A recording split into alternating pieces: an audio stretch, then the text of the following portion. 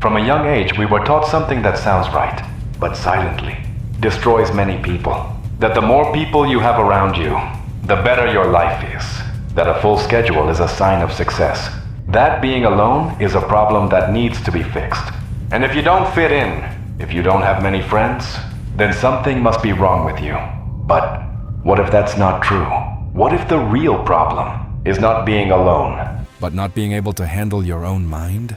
And yet, there are people who walk through life with one, two, or no friends, not because they are incapable, not because they're shy, not because they're rejected, but because of something far more unsettling.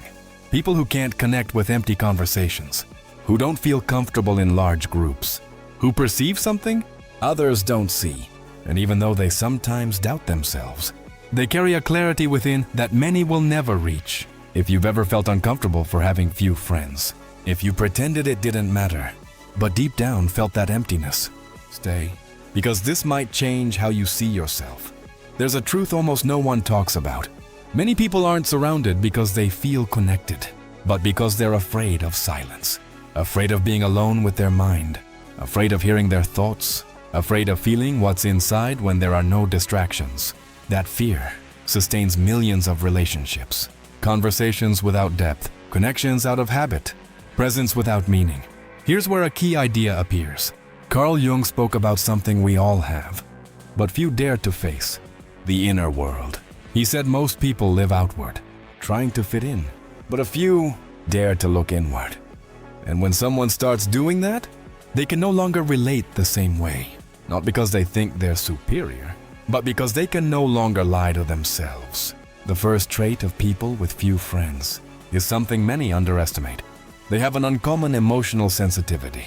They don't just hear words, they read intentions. They observe silence. They detect inconsistencies. They feel when something isn't real, even if no one else notices. Imagine living like that, where every interaction leaves a mark, where every conversation has weight, where you can't ignore what you feel. That's exhausting. While others can talk for hours without depth, they go home drained. They can't always explain it, but they feel like something drained them. It's not fear, it's intuition. And here comes something uncomfortable. Sometimes you don't have few friends because you can't connect.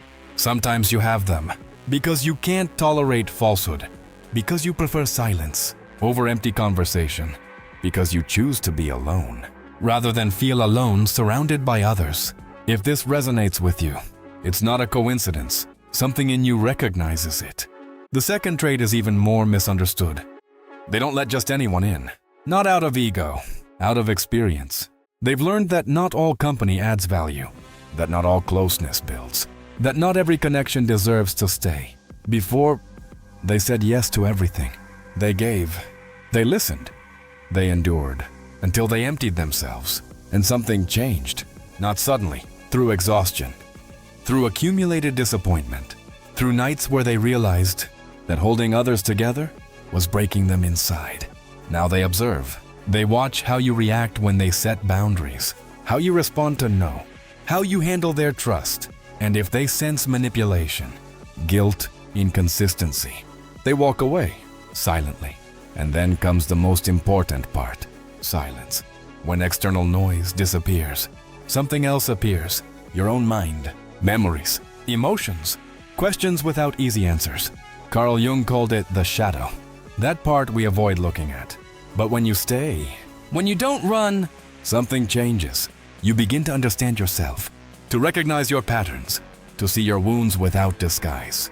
And when that happens, you can't pretend anymore. You can't stay where you're not yourself. You can't go back. So no, you're not failing. You're seeing more than others are ready to see. And yes, that will leave you alone many times. But it will also give you something few people have: clarity. So if you made it this far, do something consciously. Write, "I choose my peace," but not as a phrase, as a decision. Because the day you understand this, you'll stop asking why you have few friends, and you'll start asking why you used to accept so many.